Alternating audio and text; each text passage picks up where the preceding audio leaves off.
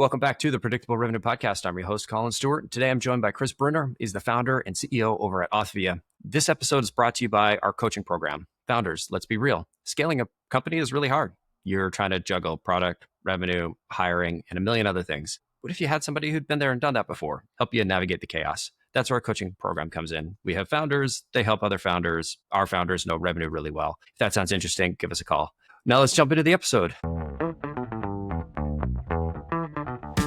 Welcome to the Predictable Revenue Podcast, where sales leaders teach you what's working for them so you can build it yourself. Chris, welcome to the show. Thank you very much for having me. I'm super excited to come on. If the pre-chat was any indication, I'm sensing some good stories coming out of you. We'll see. We're here to talk about Authvia. Talk to me about where the idea came from, because it seems like fairly obvious. It didn't exist at the time, but when you look at it, you're like, oh yeah, of course that should be a thing. Yeah, it's a great point. So my background is I came out of the last, 25 years, primarily in wireless, right? So I started my early career, late 90s at Qualcomm. And we were doing kind of the first mobile app ecosystem back in the day before Google Apps and Apple.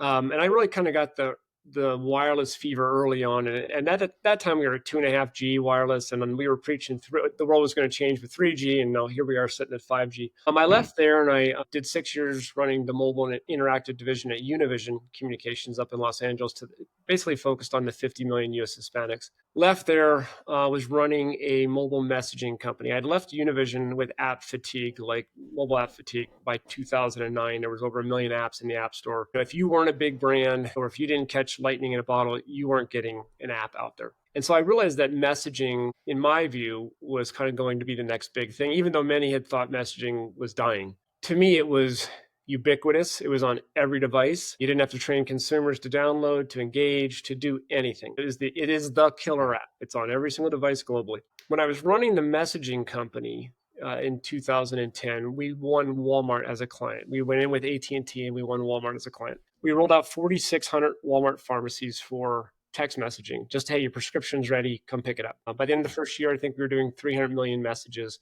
And it was the first end coast-to-coast SMS campaign for any retailer nationally. And it was really just a huge success. But I remember sitting there at a Walmart pharmacy somewhere in Arkansas with the VP of finance, and we were just watching consumers' behavior and talking, and there was a line, and people kept queuing up to get their prescriptions. And I said, what's going on with this line? He's like, well, they still got to pay.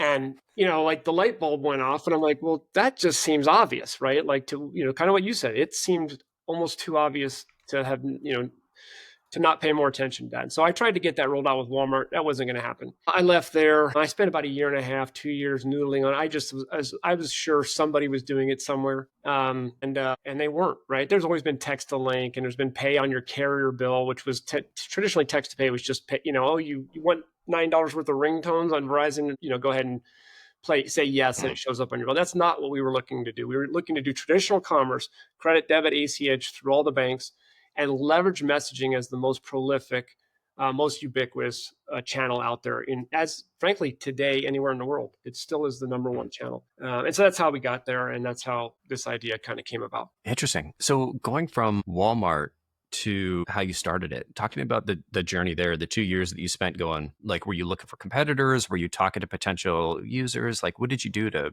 validate it? Yeah, I think like every entrepreneur, you probably spend 3 hours from midnight to 3 a.m. every night just trying to come up with a name that's not taken in the marketplace, right? Like, and if you want pay anywhere in your name, forget about it. Like it just does not exist. But as I spent a lot of time around that, I spent a lot of time researching what was out there, what was real, what wasn't. There was a lot of vaporware.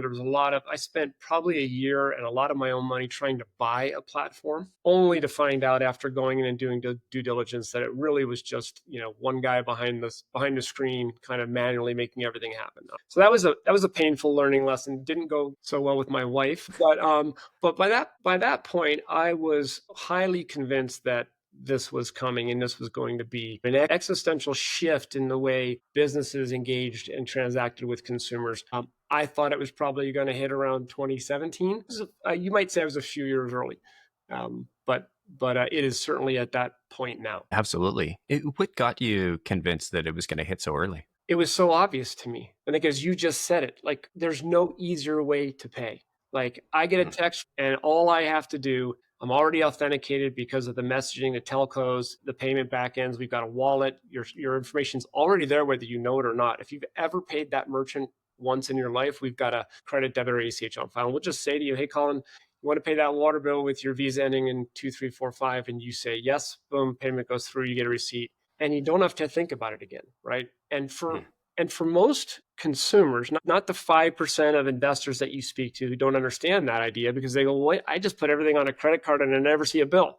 I'm like, yeah, but for the rest of America and for the 70% that live paycheck to paycheck, I'm managing fund flow, managing cash, managing pay dates, all that type of stuff. They're working 2 jobs and they've got 3 kids, right? This is just a no-brainer for most of America. And so from a validation perspective, did you interview any partners? Did you interview any potential customers? Or was this just a, hey, I've been here, I've seen this, I know what needs to be built, let's go for it? It's funny. I came out of the wireless space, which in the early days was a pretty tight-knit group of people that kind of built wireless in the US, at least data services in the US, right? So the big media companies, the big carriers, some of the OEM handset manufacturers are really small universe of people that understood kind of the complexities and had the network to really get things done in that space. And so I left there feeling pretty confident that I kind of had what I needed to go jump into this space. I couldn't have been more wrong, right?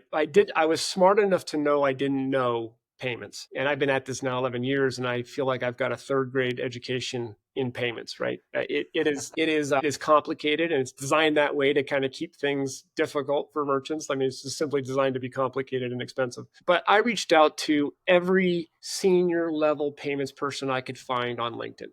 I mean, just ruthlessly connecting with everybody and anybody in the space to get their understanding. Hey, how do I go to market? Is this something you buy into? Do you think this is viable? Where are the gotchas? That type of stuff. And I got incredible feedback. And I probably did that for 10 months. I built some great relationships who frankly today are some of my closest friends in the industry. And that was probably, I think, the most invaluable piece that I did is I took the time. Many of them told me I was too early. They all loved it. And they all told me, something I already knew. I didn't want to be competitive in the CPaaS channel, which is the messaging, Twilio, Infobip, Cinch, Cineverse, brands most people don't know. But the 250 billion text messages a month run over those guys. I didn't want to be competitive to them if I wanted them to help resell me. I couldn't be competitive to the payments guys if I wanted them to take me into there and help solve problems for them. So we had to have a business model that kind of was a software-driven model over and above as like an orchestration layer that let the messaging guys make their money, let the payments guys make their money, in fact, make more money by bringing us in, and then let us make money on the software and the orchestration of all that we do over and above that. But really reaching out and connecting and building a network in payments was what really kind of convinced me that I was going down the right path. I'm curious, what surprised you from that kind of process of going through it? I think most of what I thought got validated. I almost had nobody tell me it was a bad idea. I had people say, well, like people were like you said, like, isn't this everywhere? Isn't it already out there? And I'm like, it's not, right? And I can't find it. So I think I got a lot of validation out of it. And then as is custom, when you start to build these relationships and these rapport with these different executives and folks, they start to help you. Nobody builds a product or a platform on their own, right? It is just a community-led effort of, hey, this is where we've got gaps. We can't do a deal with you. We're top 3 bank. We're not going to ever do a deal with you until you can check these 12 boxes, right? And as soon as you get those 12 boxes checked, you go back and there's 4 more. Right. And then there's 4 more. It's like a never ending. But I think I got tons of great feedback, counseling, consultant, like free advice to help me build this and build something that was really meaningful for the industry. It sounds like there's a significant amount of validation put into this in that 10 months. And not just with random folks at small companies. These are senior executives at large banks. How do you maintain that relationship of like, hey, can I learn from you? Also, give me some feedback and not just one off. But I think a question I get from a lot of entrepreneurs all the time is, why would somebody at a top 3 bank want to take time out of their day to help me? Yeah. That just doesn't compute for them. It doesn't. And it's not something that's natural, right? Everybody's busy. They're stressed. They've got a lot going on. And I never look to take from people, right? I look to go in and try to give them some value of what I'm doing, what I'm seeing, where I think things are going. I've always found it really useful that, hey, if you got 15 minutes to grab a coffee, or I've got a couple questions I'd like to ask you. And then I leave them with something. Hey, I've got a Rolodex of who's who. I had my own consulting company for 5 years. If you need help getting into a merchant or to a customer or to a client, let me know. I'll help you. So I think building relationships, building rapport, building trust, and giving as much as you're taking really helps kind of to build and then maintain those relationships. It's really hard to get anybody who's involved in a selling role to see past the transaction. That the fact that customers are not just a means to an end, they are an end themselves, to get philosophical about it. These are customers, and our goal is to make them happy. The goal of a salesperson is not to get the sale and close the sale. The goal of the salesperson is to onboard, is to help cut people that are in pain, solve that pain for good, not just get a commission and get otherwise you're just selling churn. Yeah. And look, I firmly believe that people buy from people, right? I buy from people, right? I don't, if I don't like a sales rep, if I don't like, I might like their product, but I'm still going to buy from people. And I believe that to be true with all of us. And it sounds like that's kind of the piece that helped you spend 10 months with these top execs, leveraging their experience, learning from them, getting feedback. And it sounds like a combination of that plus not being afraid to reach out to them again and treat them as a one-off, like, hey, you gave me advice one time. These are folks we can go back to because there's a relationship here. 100%. I mean, those, I would say there's probably a stable of 30 to 40 senior people around the industry that helped me at some way somewhere along the path. Either they've connected me to other people that have helped me and made introductions. That's probably been the most important thing that this network has done for me. Yeah, I think there's a certain magic to being able to bring people along with you and keep them in touch. It sounds like you did that for 10 months. When did you start building and when did you start selling? I think 2015, early 2015 was the first time we started to put some real product in market. So we did a lot of PowerPoints, a lot of spreadsheets, a lot of modeling, a lot of interviewing, a lot of talking. It was 2.5 years of just kind of putting my toes in the water and being a little bit hesitant to kind of go full in. So maybe 2015, we really got going aggressively. I hired a lead engineer who became my CTO. I hired another engineer. I had a strategic partner that was kind of incubating us in-house at the time. It was a company called Telescope. So they're best known for American Idol, You Think You Can Dance, The Biggest Loser. They did messaging for all those guys.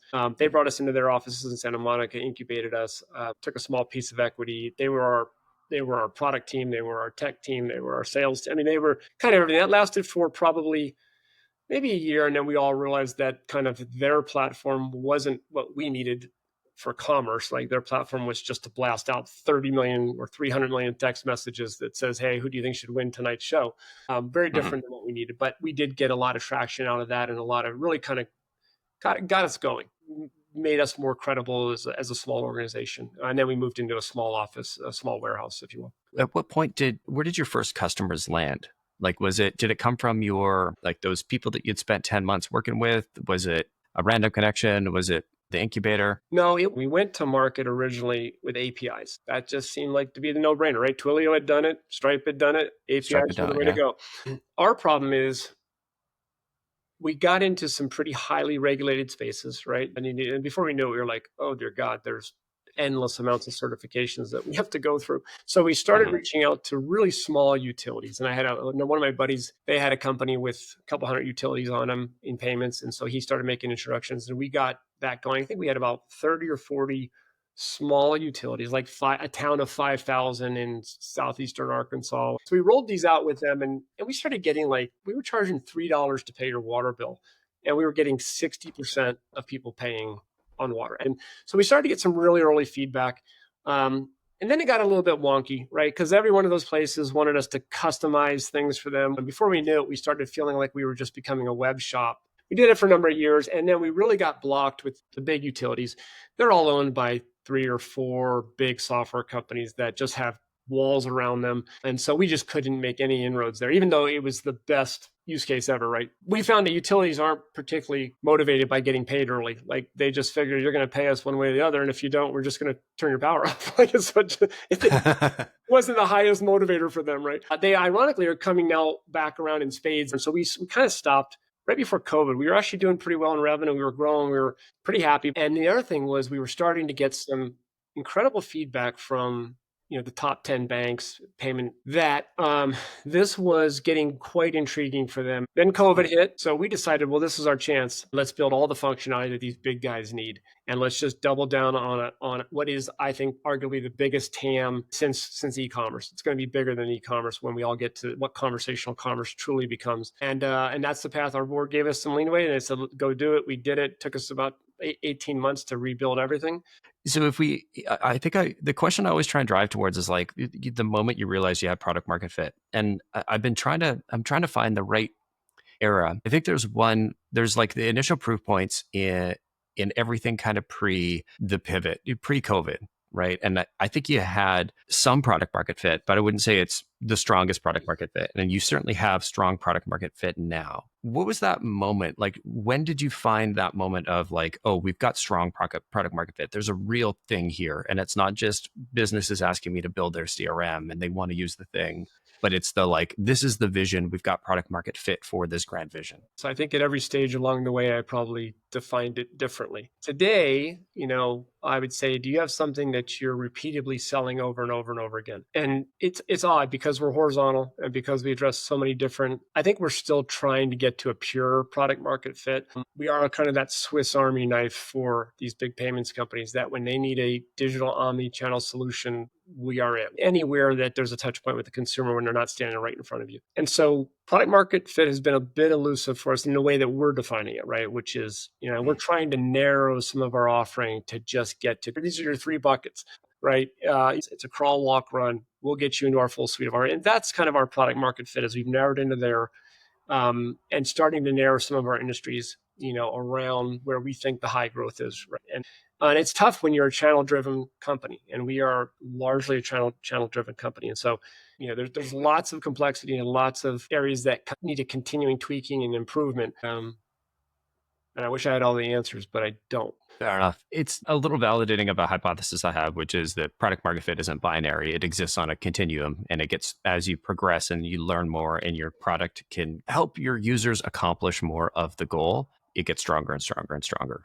And so it's something that should continue to grow and strengthen over time. And when you start, it's very weak. Yeah, I think that's a solid definition. I think it's something that we're living through, right? So you can't, like I said, I think in our pre-talk, you can't get into bed with these multi-billion-dollar payment organizations unless you can do the top 12 things they need. And like I said to you then, every 6 months, it's a moving target. It's not always a reciprocal relationship, right? They're just, they dangle that golden, you're just constantly racing to get to that point. We're finally at the point where a couple of them have really started to turn and have integrated us, are reselling us, are baking us into their offering, which really at the end of the day, our platform is a perfect extension to a global payments platform that just says, I need everything digital out of the box, right? I need a company that's just going to spin it up and get me going and let me extend these digital commerce experiences to every single one of my merchants, no matter what their need might be. I love that. If people are looking to learn more about Authvia, they want to find out more about your journey or become a customer, or they know somebody that could be helpful, what's the best way for them to get in touch or learn more? There's always authvia.com, which is our website. They can always, reach me at, Chris at Authvia. LinkedIn's a great place. We are always learning, and we are always looking for help across every segment of our business. We're leveraging AI, we're leveraging RCS, which is about to fundamentally shift the world for consumers in North America over SMS. We're working with Google on some of that stuff. There are so many things that are coming fast and rapid at us. These are fun and exciting times. If anybody can help or anybody wants information or anybody, we can help anybody, that'd be fantastic. I'd love to engage. Well, thank you, Chris, for coming on the show. I really appreciate it. Thank you very much for having me. It was a great time. Me too. I enjoyed it. And thanks to everybody for listening. We'll catch y'all next time.